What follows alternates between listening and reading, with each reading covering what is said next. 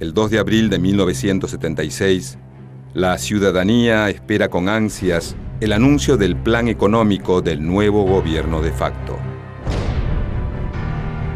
El ministro Martínez de Hoz, durante 2 horas, le habla a la sociedad. Me corresponde asumir la responsabilidad del Ministerio de Economía de la Nación en el curso de una de las peores crisis económicas que ha padecido nuestro país, quizás la peor. Para revertir la situación actual en el menor plazo posible, todos los argentinos, sin distinción, deberán poner su esfuerzo y realizar su contribución. El denominado Programa de Recuperación, Saneamiento y Expansión de la Economía apunta a reducir el déficit fiscal y controlar la inflación.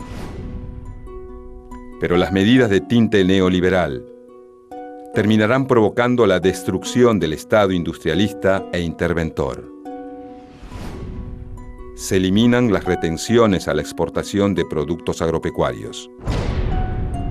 El país deja de recaudar millones de dólares en impuestos. También se promueve la reducción de aranceles a las importaciones. Los productos extranjeros comienzan a ingresar al país sin restricción. En este contexto, miles de medianas y pequeñas empresas deben cerrar al no sobrevivir en las nuevas condiciones impuestas. Por otra parte, se libera el mercado cambiario y financiero. Esto provocará un fuerte déficit fiscal. La solución para la dictadura es financiarlo con toma de deuda externa y reducción del gasto público por medio de la privatización de empresas públicas. El ministro propone, en teoría, estimular y premiar la actividad productiva, pero en verdad sus medidas terminan provocando un periodo de especulación financiera y una crisis productiva sin precedentes en la historia del país. Para Martínez de Hoz, el país tenía un modelo económico que impedía la libertad del individuo. Mientras se vive un clima de terror represivo, el ministro sostiene que su plan defiende las libertades individuales. Quisiera referirme brevemente a los objetivos básicos del programa económico, de nuestro programa económico. Indudablemente, el bienestar humano, engarzado en el contexto general del bien común, es el primero de ellos. Siempre se repite, la economía está al servicio del hombre y no el hombre de la economía. Sin embargo, a pesar de la prédica, el plan de Martínez de Hoz solo beneficia a unos pocos. Una de las principales metas del plan es acabar con la inflación. No más emisión monetaria por parte del Estado es la respuesta a este problema. Para conseguir recursos, se toman préstamos de organismos de crédito internacionales y de bancos extranjeros. El resultado es un brutal crecimiento de la deuda externa. Mientras tanto, el Estado se endeuda y el ingreso de los trabajadores disminuye. El gobierno de facto busca congelar los salarios. Para eso, suspende las negociaciones paritarias entre los sindicatos y los empresarios. De ahora en más, los aumentos serán establecidos por el Estado. De esta manera, los trabajadores son los principales perjudicados por la inflación. Sus ingresos están congelados, mientras que los precios siguen aumentando. El plan de la dictadura es bien visto por economistas relacionados con el mundo de las finanzas. Pero dentro de las Fuerzas Armadas hay algunas resistencias. El ala más dura y nacionalista del ejército, entre los que están el general Leopoldo Fortunato Galtieri, Guillermo Suárez Mason y Luciano Benjamín Menéndez, se opone al programa económico. La Marina también se muestra disconforme. Sus críticas esconden ambiciones políticas. El fracaso del plan económico podría traer como consecuencia el desplazamiento de Videla de la presidencia.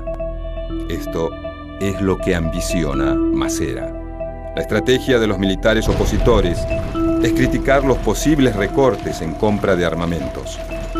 Pero de fondo se esconde la lucha por el poder. La dictadura que gobierna el país está atravesada por tensiones políticas y económicas. Mientras tanto, el pueblo sufre la represión y el terrorismo de Estado. El plan económico del gobierno de facto comienza a implementarse de forma gradual.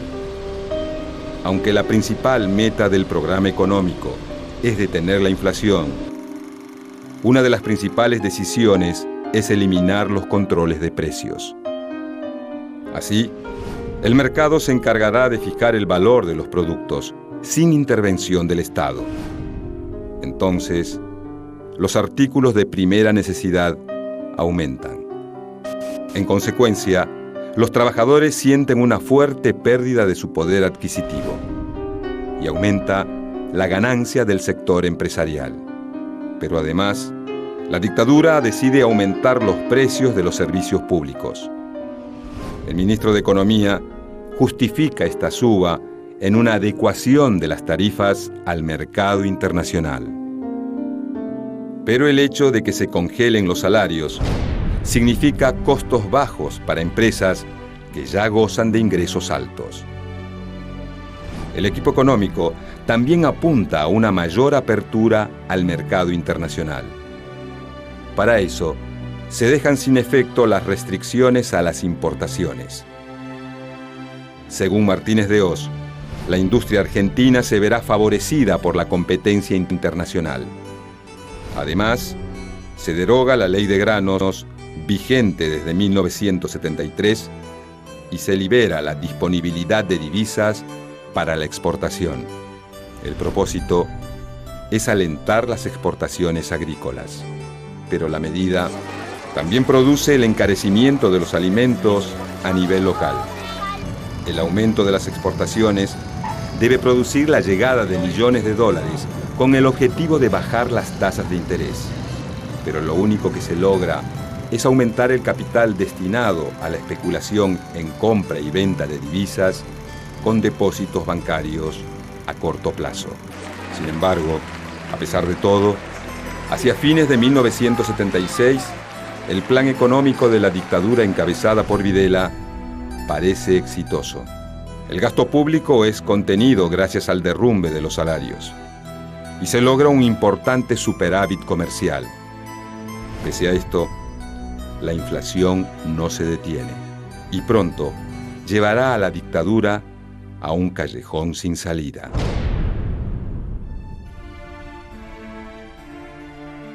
En mayo de 1977, el gobierno de facto encabezado por Videla anuncia una serie de medidas que terminarán perjudicando a miles de ahorristas y pequeños empresarios.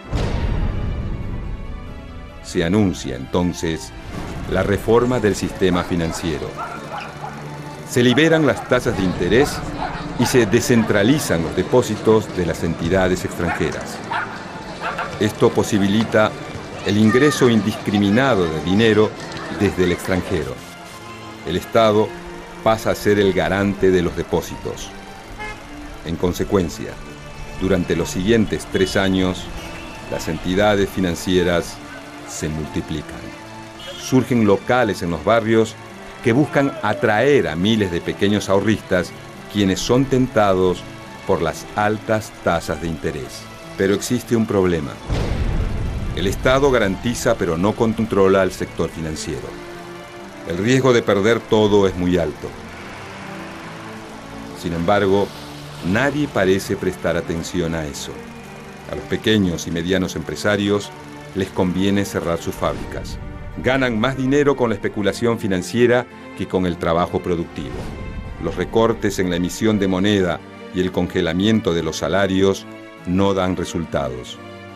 Mientras muchos ganan con la especulación, el desempleo aumenta, la inflación no da tregua y corroe el poder adquisitivo de los asalariados. En mayo de 1978, el gobierno de facto intenta revertir la situación.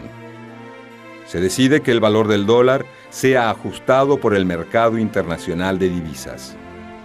Martínez de Hoz cree que esto detendrá la suba de precios, pero sucede todo lo contrario. La inflación crece al 8% mensual. Mientras tanto, el valor del dólar desciende. Esto provoca que bajen las exportaciones y que disminuya el ingreso de divisas a la Argentina. En 1979, al cumplirse 3 años del gobierno militar, la situación es grave. Al problema de la inflación se le suma el estancamiento de la producción industrial. En un gesto desesperado, la dictadura toma una decisión. Resuelve controlar el tipo de cambio. Se instrumenta un sistema de devaluaciones mensuales prefijadas. Se conoce popularmente como la tablita. Consiste en que cada mes el valor del dólar irá variando según una tabla que publica el Ministerio de Economía con antelación. De esa manera, el gobierno pretende igualar la inflación local a la internacional. Además, se profundiza la apertura comercial. Los productos importados tienen más facilidades para entrar al país. Pese a los pronósticos, la inflación sigue disparándose. En un año, los precios suben un 163%. La industria nacional es severamente castigada por el nuevo sistema. Aquellas empresas que no pueden competir con los productos importados cierran. Otras optan por transformarse en importadoras. Ante esta situación, muchos argentinos tienen que recurrir a distintas estrategias para sobrevivir. La parálisis de la industria nacional hace que proliferen los kioscos, los taxis y la venta de artículos importados. Aumenta en forma considerable el llamado cuentapropismo. Miles de argentinos sueñan con convertirse en empresarios, pero la crisis llevará a la mayoría de esos emprendedores al fracaso. La situación es grave. Para colmo, no existe posibilidad de manifestarse para pedir un cambio de rumbo. Los sindicalistas sufren amenazas ante cualquier atisbo de protesta y la actividad política está prohibida. Las colas frente a la iglesia de San Cayetano crecen año tras año. Se pide pan y trabajo. Mientras el ministro habla de modernización de la economía, los trabajadores sufren la pobreza y el desempleo.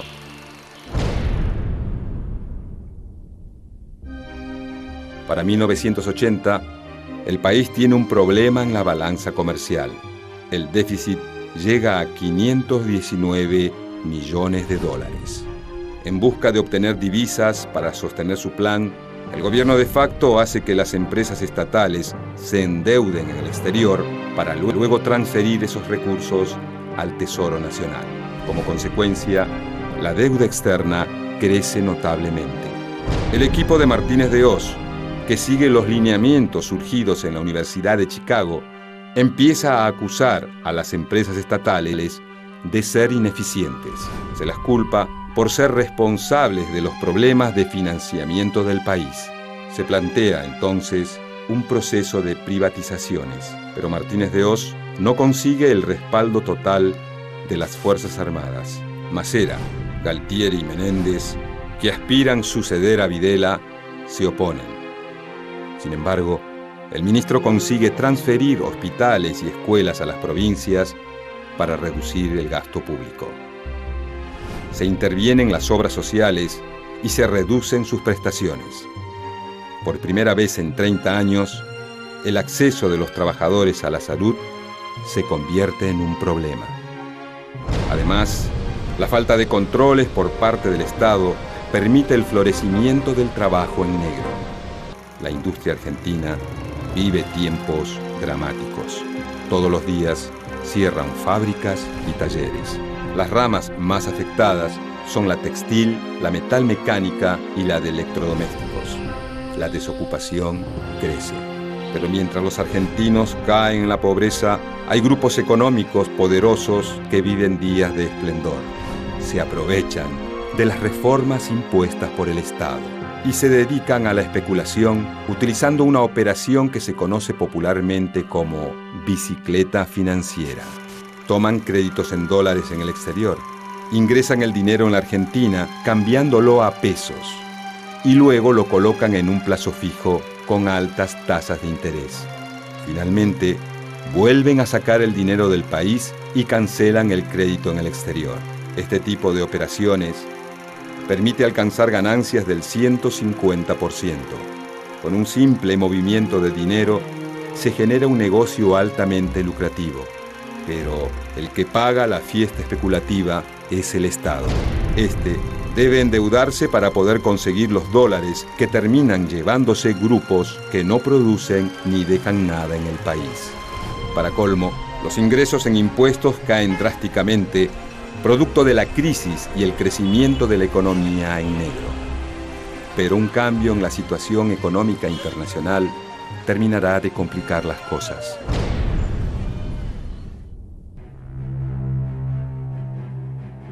En 1980, Estados Unidos y la Unión Soviética, las dos potencias principales del mundo, se encuentran en medio de una disputa. Dos modelos están en juego: el capitalismo y el comunismo. Con la llamada Guerra Fría, se gastan fortunas en producción de armas, preparándose para una hipotética Tercera Guerra Mundial. Esto lleva a que el déficit fiscal de los Estados Unidos alcance límites impensados. El presidente norteamericano Ronald Reagan, también influenciado por las ideas neoliberales de Milton Friedman, toma una decisión que tendrá repercusión directa en la Argentina.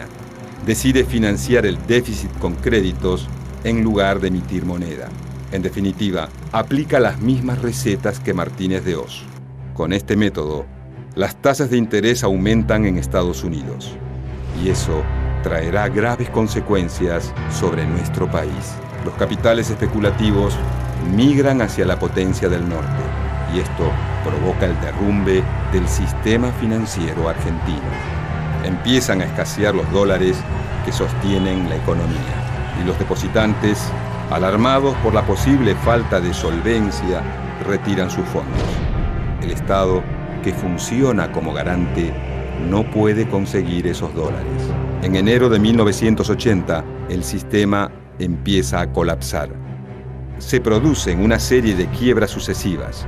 El Banco de Intercambio Regional, el Banco Hispano, el Banco de los Andes y el Banco Odone. Las llamadas cuevas financieras que habían florecido en todo el país comienzan a quebrar una a una. Miles de depositantes pierden sus ahorros. Para marzo de 1981, la salida de capitales mediante la fuga o el pago de deuda externa es la más alta de la historia. No hay posibilidad de tomar créditos y gran parte de los sectores productivos atraviesa una profunda recesión. El plan de Martínez de Oz es el gran responsable. Videla vive sus últimos días como dictador, pero los militares se mantendrán en el poder. A fines de 1980, el aparato productivo del país se encuentra devastado. Ante este panorama, el movimiento obrero comienza a organizarse. Su líder es el dirigente cervecero Saúl Ubaldini, que está decidido a enfrentar como sea a la dictadura, sin importar las consecuencias. En marzo de 1981, el presidente de facto Jorge Rafael Videla anuncia su retiro del poder. Lo reemplaza en su cargo otro militar, Roberto Viola. Antes de marcharse, el ministro de Economía, José Alfredo Martínez de Oz, emite un discurso en el que habla de las bondades de su gestión. Remarca los grandes adelantos realizados y resalta que se establecieron las bases para las principales transformaciones de la nación. Sus palabras contrastan con la situación que se vive en el país: desocupación, pobreza, endeudamiento y desindustrialización. El nuevo ministro de Economía, Lorenzo Sigot, a pocos días de asumir, pronuncia una frase que quedará en el recuerdo: el que apuesta al dólar pierde. Sin embargo, días más tarde, realizará una devaluación de la moneda nacional del 30%. Esto llevará a que la inflación se dispare a un 131% anual. La CGT, encabezada por Ubaldini, se vuelve la cara visible de la resistencia a la dictadura. El 7 de noviembre de 1981 organiza una multitudinaria marcha hacia la parroquia de San Cayetano bajo el lema Pan, Paz y Trabajo. Esta es la primera manifestación pública de rechazo a la dictadura militar y su política económica. El final de la dictadura se acerca.